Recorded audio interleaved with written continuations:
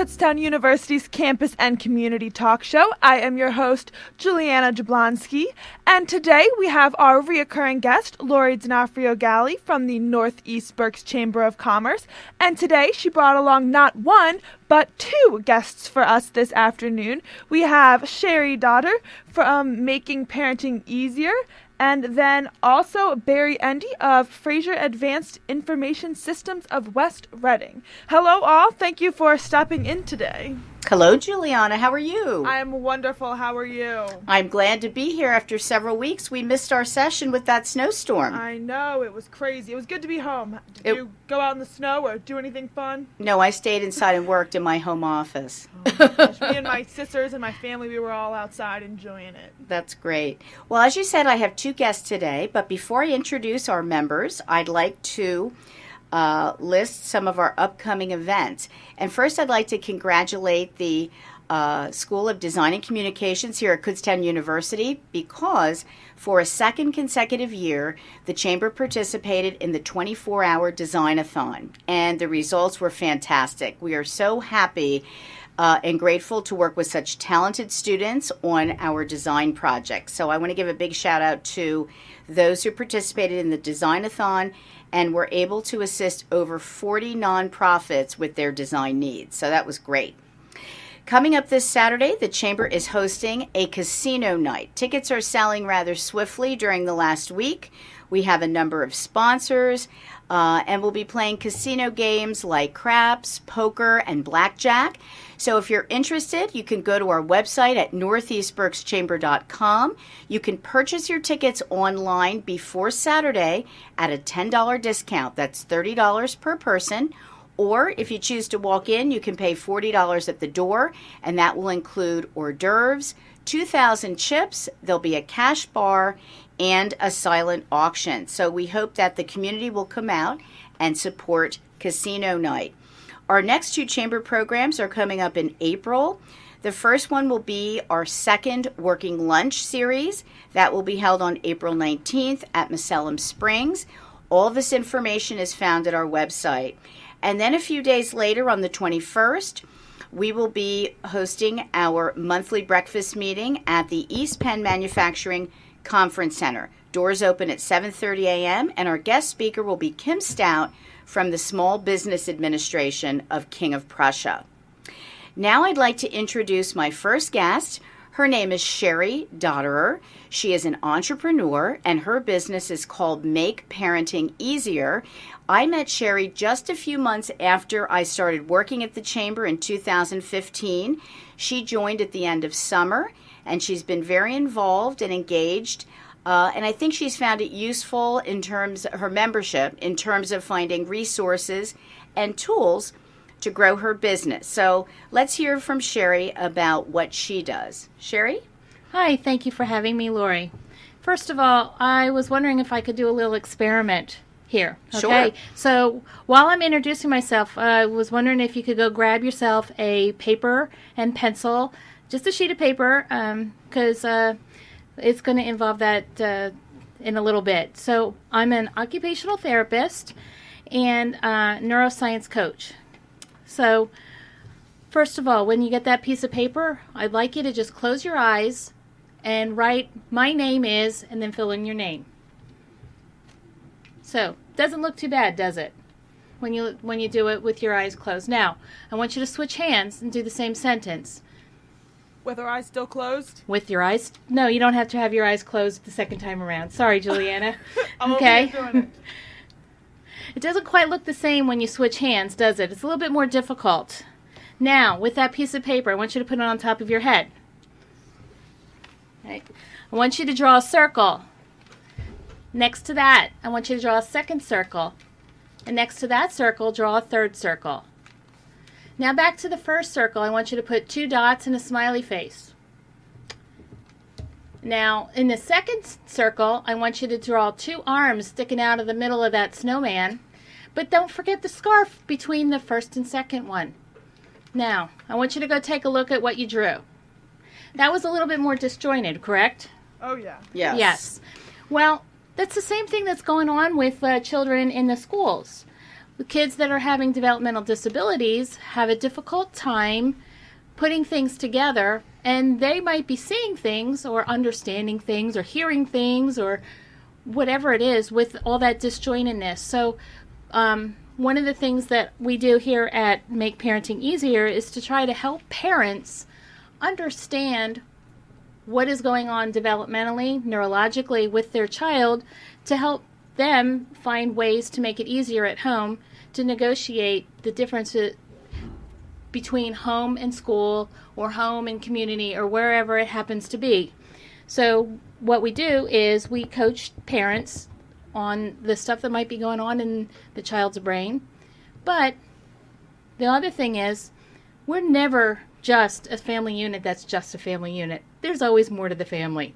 So we also help with being, if you're that sandwich parent, where you've got grandparents going on and they're getting older and they're having their issues, we might be able to help the mom or the parents negotiate that as well. So, Sherry, why don't you tell us about your handwriting classes or clubs, since you're teaching my son right now cursive writing? okay, that's another part of what we do here at Make Parenting Easier. I have studied handwriting for the past 8 years, and I'm really focusing on the visual perception aspects of handwriting. So I'm really looking at it from the scientific pieces behind it. And one of the things that's happening in the school system is Common Core doesn't directly say you must do cursive. So a lot of the curriculum has eliminated it. So there's a lot of kids out there that are never going to be able to read the Declaration of Independence. They're never going to be able to read that old style, let alone even stuff that you and I might write. Just to cut in, when I was in 5th grade, we had to write in cursive. We weren't allowed to do anything but cursive. And then when I had to take my SATs later in high school, there's a certain paragraph that you have to write all in cursive and you have to sign your name in cursive. And I remember there were a bunch of kids in that classroom when we all had to write that paragraph in cursive that didn't know how to do it. And the teacher was like, just pretend to connect the letters as best you can. Yeah, and that's only a couple years back, because you're a lot younger than me. I remember being drilled in cursive when I was in grade school.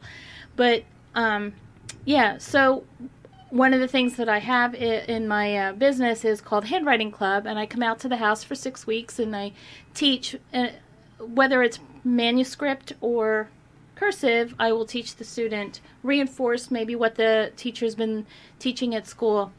One of the things that's happening is they'll teach it one day and expect the students to know it the next. And kids normally need it to be taught to them 7 times. Mm-hmm. Kids with developmental disabilities or neurological disabilities need over 100. So they need to learn how somebody to teach them that C with a line down is a lowercase a, possibly over 100 times before they even get it. Mm-hmm. So how can someone get in touch with you if they're interested in Handwriting Club? Okay, you can contact me at my website, which is makeparentingeasier.com, or Sherry at makeparentingeasier.com, and it's all spelled out correctly. So I can never do it. I always end up flubbing up when I do it. So makeparentingeasier.com. I got through it. I'm also on Facebook at MP Easier. If you want to look up my page there. One thing I am doing right now is a book review. I'm writing a book, and I am looking for education majors or science majors to help review the book. Now, there is a small financial commitment to participate in the group because I want to make sure that you're serious. But you'll get a chapter a week to review it. Just give me some feedback, and you're not responsible for editing. And see if you can learn anything about the visual perception of handwriting from my book. And if Sherry has any other announcements, I'm sure she'll submit them to the chamber, and you can read about them in our e-blast. Thank you. Thank you for having me, Lori. Thank you, Sherry. All right, our next guest is Barry Endy. Barry is very involved in the chamber. He's an employee of Fraser Advanced Information Systems. Barry had been an ambassador with the Northeast Berks Chamber of Commerce, and currently he is the chair of the membership committee. Welcome, Barry. Thank you, Lori. Thank you, Juliana. Thank you, Mike, and Kutztown University for having me join you here this afternoon. So why don't you tell us a little bit about what you do at Fraser? So here at Fraser Advanced Information Systems, a lot of people think of us as a copier company. The company's been around since the early 70s, located at Reading, Pennsylvania at that period of time. But we're now 46 plus years moving forward. Offices over in West Reading, but we've expanded from a copier company, which is still a big core of our business, to a technology company per se. So just if you think about that, a lot of people I'm sure are excited, wow, copiers are an exciting field to be in. But, in a business aspect, it is very core of what everybody does on a day-to-day basis. If anybody out there is just thinking about, when you go just to make a copy, you're now scanning to an email or taking that document, saving it, where you're sending that document to, how it's getting there, if it's in a secure protocol, how you're getting that back in a quick fashion. All those things kind of revolve around what we do at Fraser, not only with those copiers, but the document management, the security protocols, and we do have a division of our company called Images, which we do manage IT services, backup solutions, and things of that nature. So as it doesn't seem like it's an exciting type of thing, there's something that comes to it on a day-to-day business, and it's a very crucial part of everybody's business. Mm-hmm. I know that you have a number of clients in our chamber service area. Mm-hmm. And would you say that you have both small and large clients, and how can you customize your services for smaller businesses? Absolutely. So one of the things that we've done since we've started way back in the day is we are actually, our main headquarters in West Reading, but we do have 4 locations. We have a location in Bala Cynwyd down in Philadelphia, one in Harrisburg area, one in Bethlehem. But we do have a lot of clients. Anything from actually right now, Kutztown University is a client of ours, and we really thank the university for that. All along to small one-person offices such as Keystone Specific Chiropractic in Wyomissing, one doctor, and one staff. So my approach to how I look at this is we can take all the resources that we have as the size of the company we have, allowing putting myself per se in the middle of that, so that if down to that customer service, that what you need on a day-to-day basis. I really think that customer service is a big part of what makes a business go very well. And I really think that we have a good, strong potential in that between our service department and our customer service, and whatever that carries into the whole equation. Mm-hmm. Recently, at one of our chamber breakfast meetings, we had one of your associates do a presentation on the Internet of Things. Yes. Jerron Gates, our professional services manager, did the presentation. I won't speak for Laura, but I hope he did a great job. I thought it was a lot of fun. Mm-hmm. He actually had some little humorous totes in there to keep everything light on that business aspect of it. But we did really speak about what we call today the Internet of Things. So if you actually sit here and you talk about the business environment, anything on a business venture nowadays is touching the Internet. You pick up your cell phone and you're emailing somebody through your phone. That's going through the Internet. Dishwashers, washing machines, refrigerators, thermostats. If everybody's seen that, you can change the temperature of your house from 50 miles away by using your smartphone. All that is touching the Internet. So if you even that smart diaper. Even that smart diaper. I've right. never heard of a smart diaper, but apparently there's a market for that. Yes. You can check when it's soiled. Yeah, that's it's interesting topic. It'll text the parent when the diaper needs changing. Honest, right. That is a real thing. Yes, it gives you an alert on your phone to let you know. Okay, where's the neuroscience behind that one? I don't know. If someone's interested in Fraser Services, how can they get in touch with you, Barry? So to get a hold of services, you can reach out either to our website is Fraser. FraserAIS.com. Anything, my particular territory is here in the Northeast area, up from Hamburg, Kutztown, all the way down. You can reach out to find my information at the Chamber. I'm sure Laura would be happy to send that information my way. You can reach out to me at my office number, which is 610-378-0101, and my extension is 151. And the favorite part of mine is my email address. He's might laugh here in a little bit, but my email address is bendy, as in a straw. So it would be bendy at fraser-ais.com. You made a great point, Barry, because we have a digital directory on our website at northeastberkschamber.com. And as you page through the digital directory, you can get in touch with any of our business owners or nonprofits, and that can be done directly through live links to email and website. So our members are very accessible to the public. Thanks, Barry.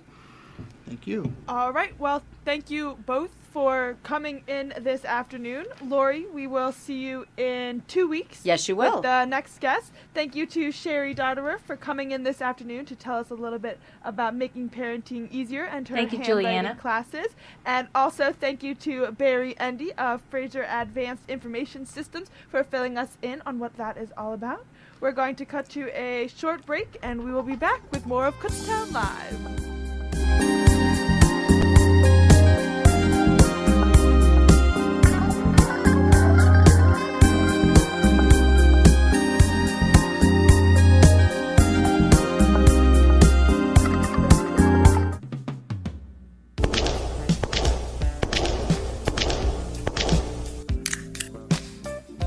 ¿Sabía usted que el 80% de los estudiantes de KU no beben en exceso? Colgando carteles de nuevo.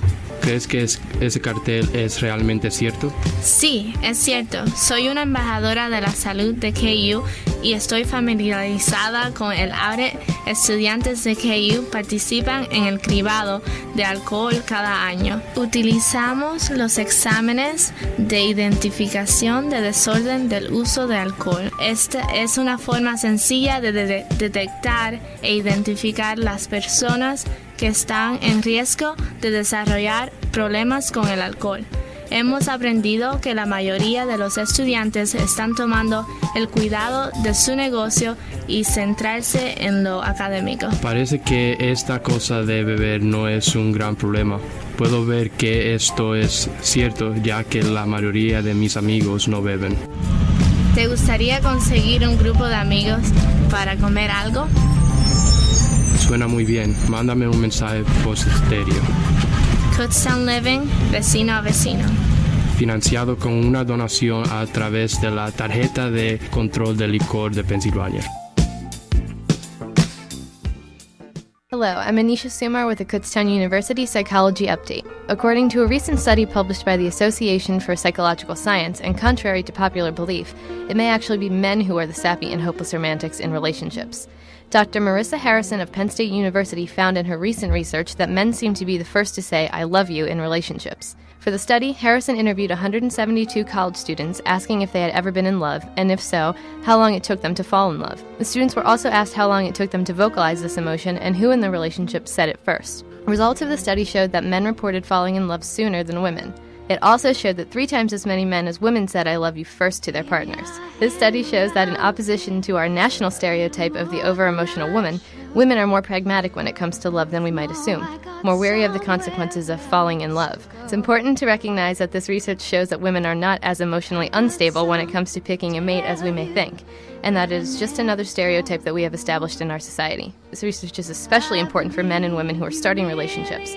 For men, you may want to back off a bit and not scare her away with the big 3 words. And for women, when he says "I love you," he most probably means it. Give him a break. I honestly love you. 1-800-222-1222. 1-800-222-1222. If you think it might be poison, then the first thing you should do is call 1-800-222-1222. Poison can be anything you're not supposed to take. Antifreeze, pesticide, the wrong drug by mistake. If you breathe a nasty chemical, been bitten by a snake, call the poison Poison Control Center hotline.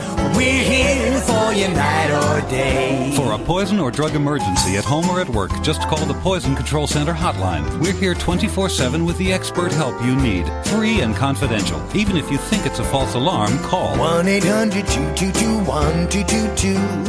1-800-222-1222. If you think it might be poison and you don't know what to do, call 1-800-222-1222. A message from your Poison Control Center.